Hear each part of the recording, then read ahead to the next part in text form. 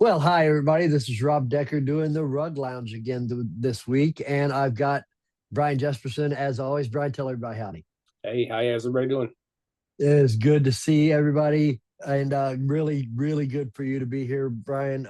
Let's get right into this. Terry, we both know Terry Wetzel. We've been around long enough to know him. He says, if he ruins a rug and he has to write a check for that rug, does that mean that that rug is now his? And my opinion was, I put on there absolutely yes.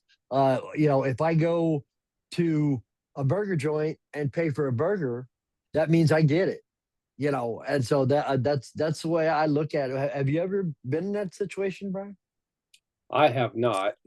It's kind of interesting why you would necessarily have to pay for it. I mean, I don't know what kind of went wrong, but if With Terry's a repair guy and very knowledgeable, yeah, so something would have had to go catastrophic for him to, yeah, yeah, I'm not for sure kind of what did go wrong, but yeah, I mean, that's something I would 100% say that listen, if I'm going to pay for this rug, pay for a new rug for you, then I do get this rug, and then this yep. rug does get to be mine because That's the way I under look at it.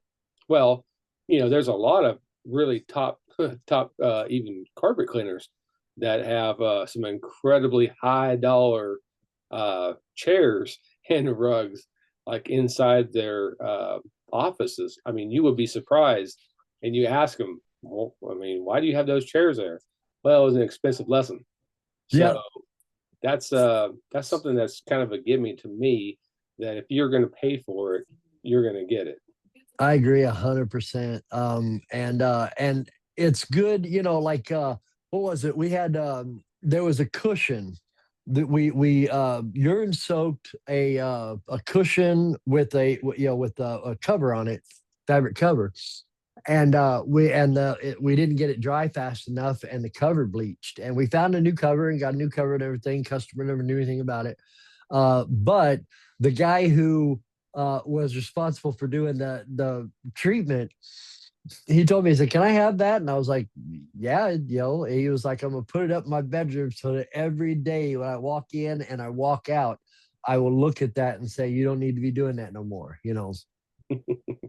So Yes. yeah, it's good to have those reminders around in case you are somebody who flubs up. Now the good thing with most drug washers, and this is why you haven't had to pay for a rug, you know how to fix your mistakes. Yeah. Well, because everybody's going to make a mistake. I don't Oh care who man. you are. If you Yeah. if you're cleaning rugs, you're going to make a mistake. It's Yeah. just can you get out of that mistake? Well, And there's so many different rugs. You know what I mean? I mean, there's so many different situations, so many different dye systems, so many fabrics. I mean, nobody can, yeah, nobody's ever going to hit 100%. yeah, I mean that I think that when I first started washing rugs back in 2004, that's one thing I was worried about was I mean, I need Mm. to learn how to color rugs. I need to know how to work on the rugs. Uh, Yeah. and then I went ahead and bought the smaller rugs from even rug stores that were damaged. I went to the Goodwill and bought rugs and did testing on it. I mean, I went so far where I melted wool. I took out color. I did everything to the rug. I mean, I pushed the envelope of what you could do. It didn't matter Mhm. heat, whatever. I wanted to test everything, and I wanted to see if I can kind of come back with things. And then that way, when we did make a mistake washing a rug, we knew not to panic and how to come out of this problem we just basically caused for ourselves. So, I mean, it's kind of interesting because I heard a lot of people sit there saying that, oh, well, I messed the rug up and I had to pay, $6,000. Yeah. Why in the world did you have to do that? And, a lot of times it's just because people didn't understand chemistry. They didn't understand how to wash rugs, especially the viscose rugs. They had Yeah. no idea back in the day and they made mistakes. Or you get somebody that doesn't understand what's going on whenever you spray some hydrogen peroxide on the actual spots and you're actually haloing those areas. Yeah. you're making things worse. Or how about like on a 90-line Chinese rug and you spray a little hydrogen peroxide on there and it turns kind of grayish. I mean, Yeah. all of these different little things you can come back on. It's just you got to spend the time to actually learn the science of what's going on, and then also learn how to maybe apply some color, or hopefully you Mm. never ever have to get to the point where uh, you might have to try to reweave something, you know. So Yep, and don't forget also there are what we call professional consumers out there as well that want you to pay for their rug. You know what I mean? So as a well, that's cleaner, it's good and to know, like if a viscose, if it's got a stiff hand, that doesn't mean you ruined it. You know what I yeah. mean? There's things that you can do to help that. So that's what part of that is. Well, I think that's a whole other thing that and that I learned from Paul right from the get go was take lots of good pictures before Yeah. you wash the rug. Great inspection pictures. Have a discussion with somebody. Tell them, hey, there's a little tear here, there's a little rip here. Maybe might have a little bit of a burn here that you may not have noticed. A furniture stain, Mhm. the yellow stains, maybe pets or anything. I mean, you have that discussion, but you actually have picture. You have some video. I only had one time ever. I had this one lady. She told me, she said, hey, you took my viscose rug. It was a brown rug, and you turned it blue. And I just don't like this. And I told her, I said, well, I mean, I have inspection pictures beforehand. Mhm. Let's just break the inspection pictures out.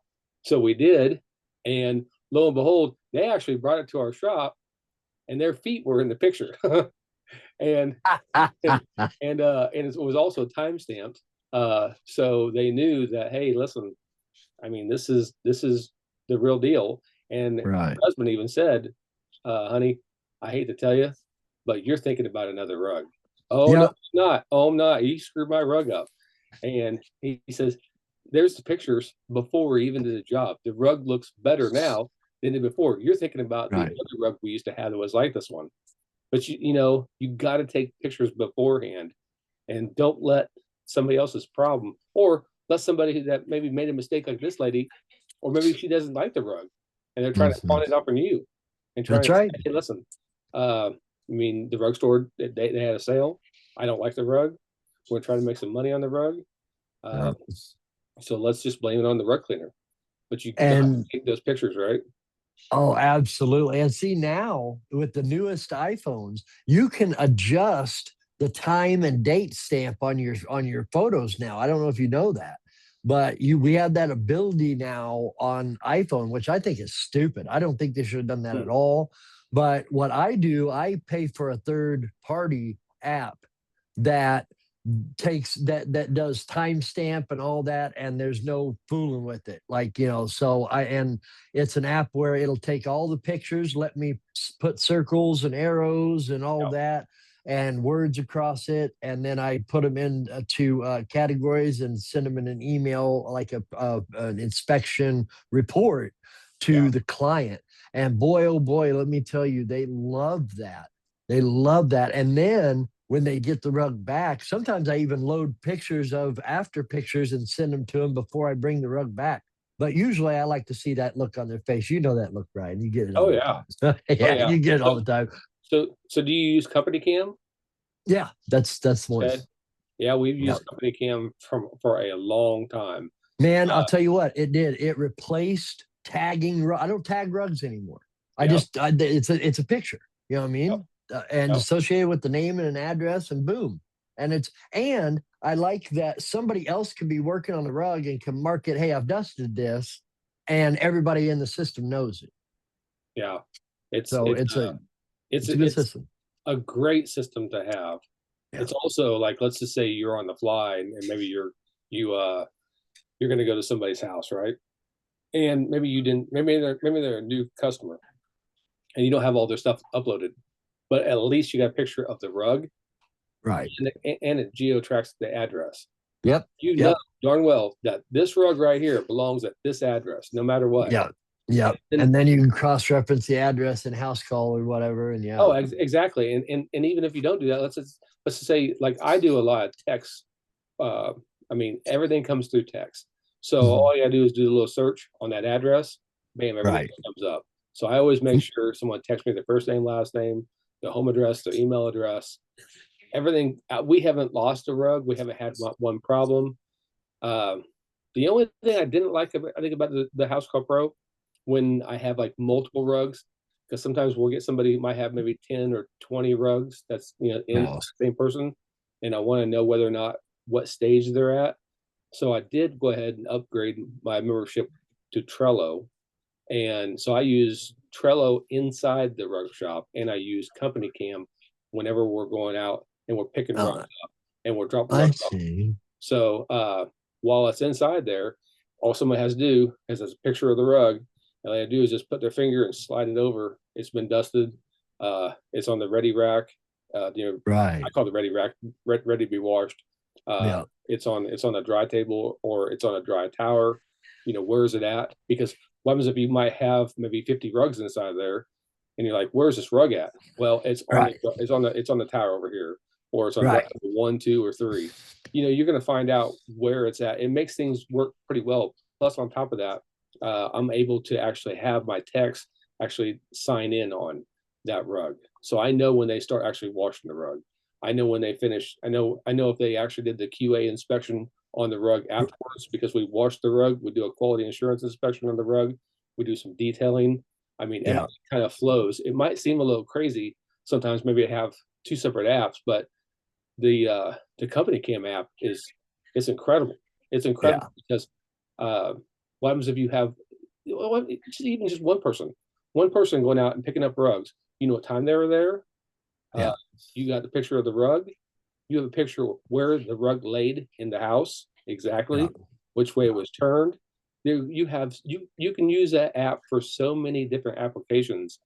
It's incredible, and it Yeah. will save you also, because I have had in the past where we actually were there at the house. We take a lot of pictures on Company Cam. I mean, a lot. It's ridiculous how many we take. Uh, but then if somebody does say also, "Oh well, hey, I don't know about that spot there. Are you sure that was there?" Well, yeah, actually, this is in your house. And then we've seen it again when it's in the inspection phase. They're at our shop. Oh, are you sure? Oh yeah. I mean, it, Yeah. it's And it's like we've got lights and I mean it's there. I it's mean there's no it's been two an ways about it. instrumental part of what we do, Yeah. and it doesn't really cost too much. So No, not for what it does, and it gives you unlimited storage. So yeah. you can, and then it organizes your pictures and your descriptions and your all of that and your tags all into a report that you can just email to the client. It very quickly can be put Well, together. another So thing that's really great about that as well is that a lot of times, we'll wash on rug pad as well. So let's say this rug is coming with rug pad, and you can go ahead and they have a little feature on there. You just hit a little microphone, you know, 8x10 rug, like, and then you say this goes to 8x10 rug for the rug pad. You yeah, know, that way for yeah. sure. And before we go deliver, we just go back through our notes.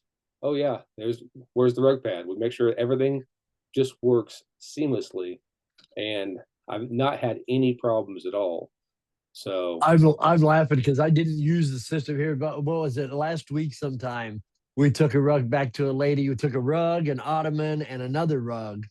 And the first rug was supposed to have a cushion underneath it, and we picked it up and everything, and we deconned it, and it was sitting at the shop whenever we went back to deliver the rugs. So and thankfully she knows me really well. So and she didn't think anything of it. She's not like, well, what a dumbass. But that's the way I felt. But well, you just run back, get the cushion, put it under, and did it. But but so pay attention to your apps because they can save you from headaches just like that. yeah, yeah. Absolutely. And I had one, if that had been a new customer, I might have lost it, but thinking, these guys, I mean, the rugs look good, all that, but they're doofuses. So, Well, sometimes you can always forget things, but if oh you do, yeah. if you train your guys or you train yourself to actually go back and make the notes, and Yeah. just make sure before, because and also rug pads, they're so similar, right? So, Right. and sometimes you might have so many multiple rug pads that come in, and you're going to place them, maybe your rugs and everything in a spot. But still, I mean, how many times has somebody brought a rug even back? Sometimes I've seen it in my own place where they'll take it out of the rug van, and for some stupid reason they'll just leave it in the inspection room and then go take all the rugs over there to the dusting area, right? And you're like, why? What's up with this pad? Uh, Right. well, I don't know. And you click back through. Oh, let's go look and see what Joe did. Oh, is this rug pad go to this? Yeah. Yeah. I don't know why you left it there. Like, dang it, it's procrastination, man. Procrastination is the devil. Whenever you think of something, you just right then you do it. That's the way I try to operate, Yeah. Yeah. and it helps. It helps. Well, let's see what the next one is. Oh, good. This is our Rug Washers Forum. I have here a little giant platform trucks to place rugs to be cleaned on. I need three more. Was wondering if anybody has any other recommendations besides Little Giant. Um, I found some stuff on Temu. It's a folding handle, four-wheeled cart that will handle 880 pounds. I got two of them. And Wow. so what we've got, you've never been to my shop, Brian. What we've got now is my wash floor, and then we've got the office, the finish room, which is basically where the rugs are at either incoming or outgoing, and then my dry room that I just enlarged. So it went from one bedroom size to two bedroom size, my dry room. So now I've got a way to go from the wash floor and go straight through and get to my rug room. Like there's no turns and corners and putting it up again. So I use these carts, and I found them on Temu, which I guess now it'd probably be double price or whatever, but they were a pretty good deal. And I got two of them, and they have been spectacular. So, keep your eye out on a lot of different platforms because things like this are out there. And these were cheap. They were like, I think they were like $50 a piece. Wow. Yeah. That's Yeah. You can't get casters for that. No, no, you can't. Seriously, Yeah. I was going to build a car a long time ago, and I remember those casters. But I actually have a couple of those little giant platforms like this guy has right here, Oh, that's cool. and I just found an industrial company that was getting rid of them, and Wow. I probably should have bought a couple more, but Yeah. the two I do have, I really like them a lot. They're really You know, they're I pretty. have seen those big metal things that roll, and they put like I think they put like flowers in them in Lowe's and stuff. I've always thought those would make good fan platforms Oh yeah, where you'd be kind of organized fans and like put them back in there, and then like, oh, we need five fans. You pull it out and pull them in and go. yep, yep. But I never have put that together. But I always Hmm. thought that would be cool. Um, It's pretty cool. Oh, I didn't even mention. I forgot. I mean, we mentioned by text message, but I was really happy that we got a comment that said thanks for keeping the show going on our last week's show. That's very cool. Very Yeah. cool. I like that feedback like that. I mean, I don't that's not what feeds me. Education feeds me, but I do like it when people notice and people say, "Hey, thanks for keeping her going." So that's definitely on you too. So that was cool. Now this is one we'll probably talk about for a little while. We both know Colin. He's Canadian. Yep. And customer has what appears to be a tufted wool rug that's covered in mold from a flood. My go-to on a synthetic would be to use dichlor and soak, but I'm afraid with this level of mold, there'd be some color loss.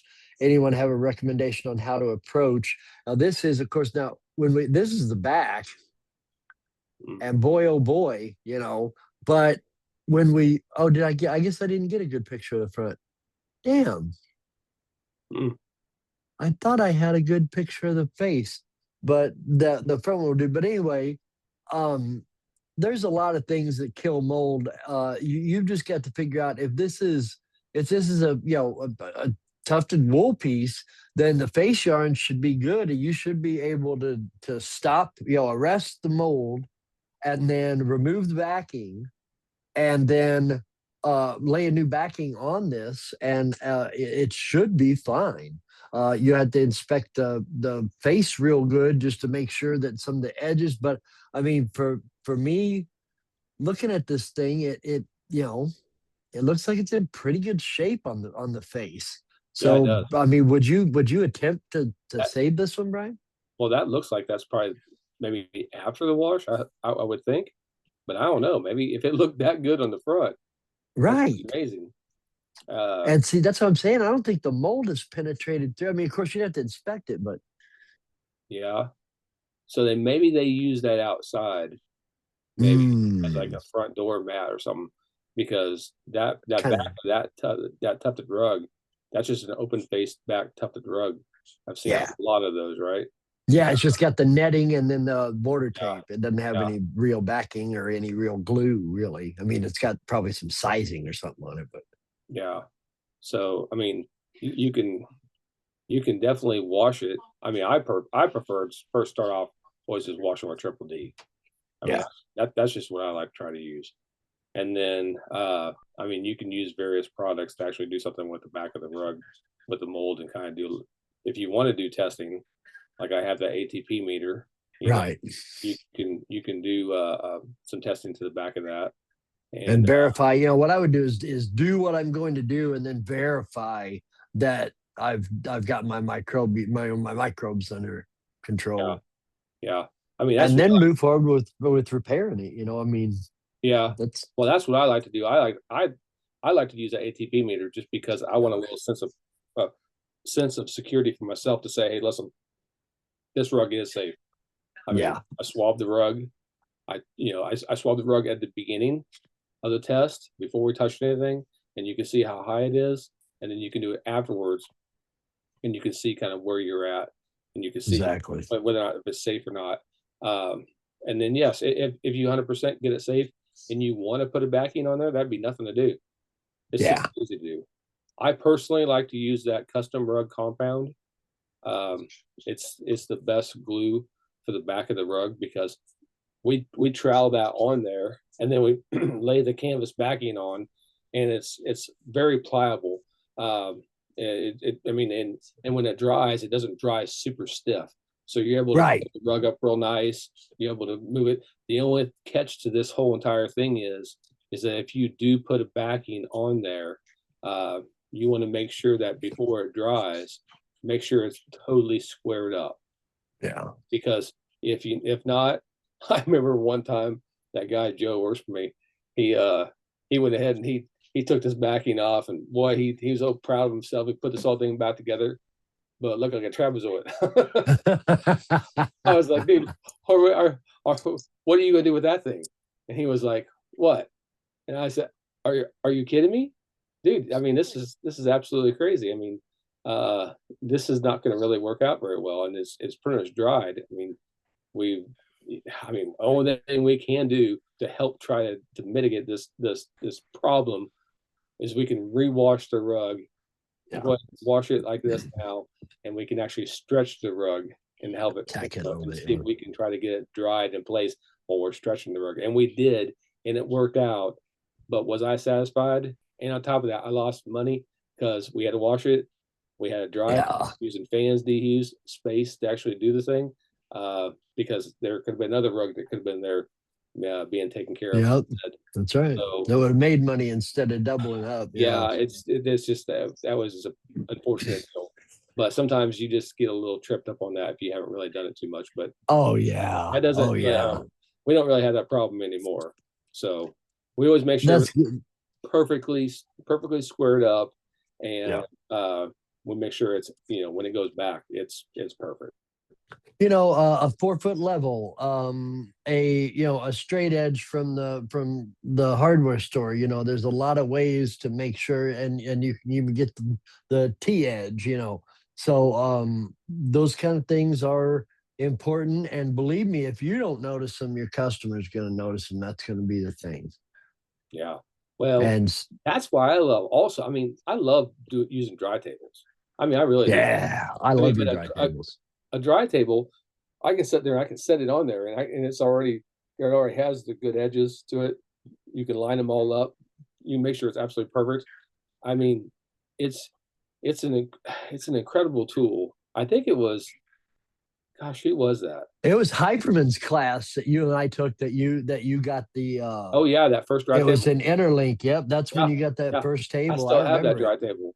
I think he it wasn't it just that he said, "Hey, does anybody want to buy this since I put it together?" And you were like, "Hell yeah!" Wasn't Yep. it something like that? Yeah, I was thinking it was something like that. I actually bought that that dry table, and then also that dry tower from Clark from Orbitech. Uh I was gonna say I thought Clark was there too. If yeah, I yeah. remember the guy in the big truck, but I was like I wasn't gonna mention it because I was like, I think you're remembering that wrong, stupid. But Well, and huh, the crazy part is that I mean that little dry tower that I bought. I see everybody they buy some and they're selling it here and there. But yeah. man, let me tell you something. Those darn things, picking those boards up and climbing all the way to the top and just sliding them across. I do not miss those days. I do not miss those days. That was torture. I hated that. As a matter of fact, I took that thing now. It's so well constructed. I mean, Clark, everything that guy makes is Yeah, just solid. It's like double welded and yeah. yeah. He does an outstanding job. I've never had a problem with any of his equipment. Oh, he's Incredible. overbuilt. Yeah. Yeah, but I took that thing and then all those little hangers on there. I put like I don't know what, maybe it's an 8x6 or 6x6 by 16, and then I put boards across and I put boards across the middle, and that's where we store rugs that's ready to go. So it's Ah, great rug storage. And on the very top shelf also we have like all the cardboard tubes from our rug pad. yeah. Because I like to actually like roll the rugs up on all those tubes and then Yep. deliver the rugs or pick the rugs up on those tubes. Or if the rugs are going to go out for shipping, we'll roll those rugs up on those tubes Absolutely. and then put them in Tyvek, uh, and it works out great. But yeah, that darn thing, I'm so glad it's working as a shelf instead of that old school tower. Oh gosh, darn. It was that was Climbing up. terrible. Yeah. Hey, they've gotten better designs anyway. Yeah, than by now. So. Yeah. Oh yeah. Yeah. All right. Well, let's see. Oh, that's the backing there. Let's see. And then, okay, we got two more. Um, this is from Jared. We both know Jared as well. Is there a place where I can get 3% peroxide in bulk or in a 5 gallon pail? I've been having more success with 3% and a light than cutting down 12% down to 3%.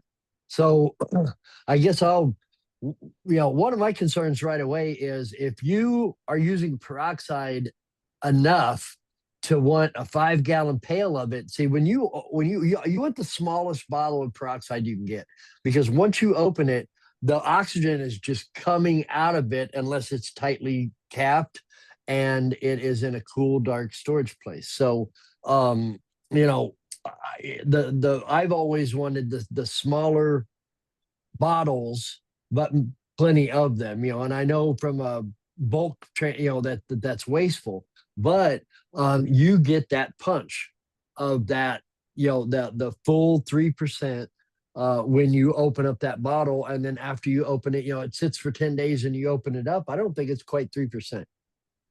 Yeah. Well, I like buying the actual hydrogen peroxide in gallons.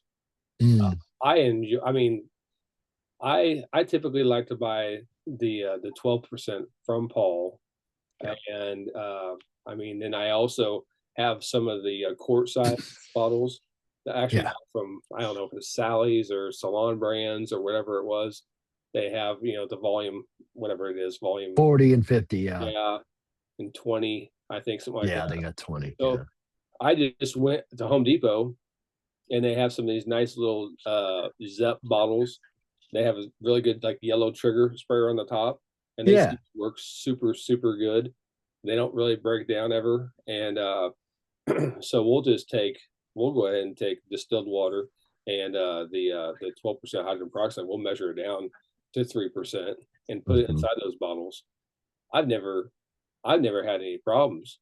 Uh, I mean, Just leave them sit and use them when you need it, yeah, right? Yeah. yeah. I Huh. mean, I mean, I normally what I do is I'll buy like a case from Paul. Uh-huh. I mean, you can buy a gallon, but if you want, but I Yeah. just buy a Yeah. case and I just write the date on all those bottles. That way, I Yeah. know that hey, this is when I bought it, and then In case your shelf stiffens doesn't, yeah, yeah, the yeah, front gets put in the front. Yeah. yeah. But I mean, undoubtedly, you're going to use some hydrogen peroxide. Oh But yeah. I think a 5 gallon pail, I don't think you need to necessarily. I don't know. I think he's just trying to make it easier on himself, just with the 3%. But Yeah, but I think he's not thinking about how quickly, and remember, well, you're right. regular 3% peroxide, the only stabilizing agent or the only wetting agent in it is phosphoric acid, right? But if you get Paul's UOS, it also has a surfactant in it. So Mhm. what that's going to do is it's going to deliver that peroxide deeper and easier than just a 3% in the brown bottle that you get at the grocery See, store. now I never realized that. Yep. But that does make sense because even Yep. when you get something from Sally's, if you're using that versus the stuff that Paul has, it's different stuff. It is. It is just different stuff. If I'm in a jam and I need to have some, I'll go to one of the beauty places. But Yeah. Oh yeah. I mean, Paul stuff always was better for Better. us. And that's why. That's Yeah. why. He told me that years and years ago. He was like, Rob, the reason that my stuff works better is because I put just a little, nothing but just a little surfactant that's going to break that surface tension better than water. Mhm. And it's going to get that down into where you need that peroxide. I did not realize that, but Yep, good it makes stuff. but it makes sense. Hey, Paul, that's the best thing in the whole world. Just because Paul's gone doesn't mean that his genius is gone. Oh, That's the most wonderful part of the whole thing. I mean, it's a sad deal all the way around, but man, that's a good part of it. Well, let's go to our last one here and finish this up. This is Chet. Now, this is the guy I don't know. Rug Washers Forum. He says, would you recommend to replace the fringe properly by weaving it in or reduce it and overcast? A very nice real silk coom rug, 2'3" by 7 foot, and the client will trust our opinion. So, I mean, you look at this. It's tore up on both ends, really, really bad, and you can yeah. tell it's traffic. And hell, that's down to like the marge almost there. I mean, it's down to the Kaleem strip for sure. There, actually, I think I see some marge there that's coming apart. So, this is but we're talking about a silk coom here, Brian. What are your thoughts? What would you suggest to Well, your client? here's what I would say is number one, it could get like that again. So they're going to spend the money, and it could get like that again. Number two, a lot of people nowadays tell me they're like, you know what, cut the darn thing down, cut it down because they have house cleaners or themselves, and I always tell them, hey, listen, don't go all the way up to the fringe. When you get up to the end of the rug, go Oh, sideways. That way yeah, you're not yeah. catching the fringe. And for some darn reason, these people still continuously, pull the fringe up, which is crazy. I've had many a clients though ask, like, with rugs that actually had real silk fringes, hey, can you restore that? Yes, but the problem is it is very expensive. Yeah, just the product alone. I mean, but Yes, before well, you get to the labor. and then you got the knots on there. That is not a cheap thing. And but then you have to also realize, and this is the biggest thing you got to realize, is that then you're going to have to be able to try to age that fringe to look like Yeah. the other fringe. Yeah. Otherwise, you're going to have two separate looking fringes on the darn thing. So, and I mean, you can do it, and I've done it before. Is it fun to do? Heck no, it's not. I mean, I don't like it at all. Uh, Hours and I mean, hours and in hours. my Yeah. opinion, it's always best to ask what they want and then Yeah. say, okay, and then give them options. Okay, Right. you know what? I mean, we could cut the fringe down and we can secure some stuff, and this is what it's going to cost. Or you can go the other route. It's your rug. It's whatever you choose, and we can go ahead and we can restore this. Um, Mhm. but that's the thing is when people come back from getting their rug restored, they're expecting it to look like it's brand new again, like it's perfect. And I mean, you have to set that expectation a little bit lower to say, hey, it might not match completely. I mean, Right. Well, and I can see the it's going to be traffic real. lane from here, Yeah, so these are not good silk rug owners to begin yeah. with. Let's just be Yeah, frank about it. it's going to be close. It's going to be close. But I mean, because I'm telling you, you're going to have to age that thing. I, Yeah.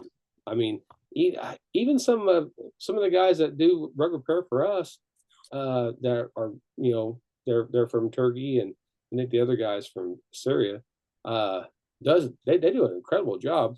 But I remember we got the rug back once, and I sat back there and I said, "What? Are you kidding me? I Yeah. mean, seriously, it looks completely different. It's like apples and oranges. I mean, Right. I have I have to age this fringe and bring it back to what that is. It's just like in carpet repair, right? Yeah. You got a piece of carpet and you have a hole in the carpet, and you got to take that piece of carpet and you have to age that carpet. That way you can go ahead and match up the same distortion that's there on the carpet, so it blends in and you don't even notice it. And you have to do the same darn thing here with this. And Yeah. unfortunately, it takes time, you know, it takes some patience, and then you got to have somebody that's going to go ahead and do the job. And Yeah. I hate to tell you that rug repair, I mean, I think it's getting to be where people don't want to do that kind of job as much anymore, and Yeah. the price of everything is going way higher. Yeah. Exactly. So you could spend 10 hours, but can you charge for 10 hours of your shop rate, really to do what you did? I have that problem with overcasting and, the whip stitch and all of that, just securing, not rebuilding, just stopping the damage, you know what I mean? And still, it takes up so much time.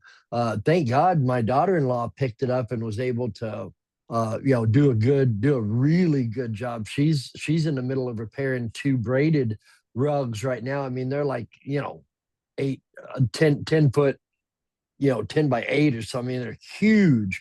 And they had just all over them. You hold them up and you could see it was horrible. And she has just diligently been working on these for 2 months.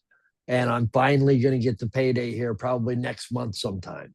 Once I'm Wow. able to wash that and I mean, it's going to cost him a lot of money. And I told him up front, I was like, I'm going to have these for a while and it's going to cost. I don't even have an estimate for you. I got to see how long it takes us to do this. I said, and he said, they're sentimental to me, they're family. So, I mean, and I was like, okay, that doesn't tell me I have a blank check, but that tells me that I've got a lot of leeway Yeah.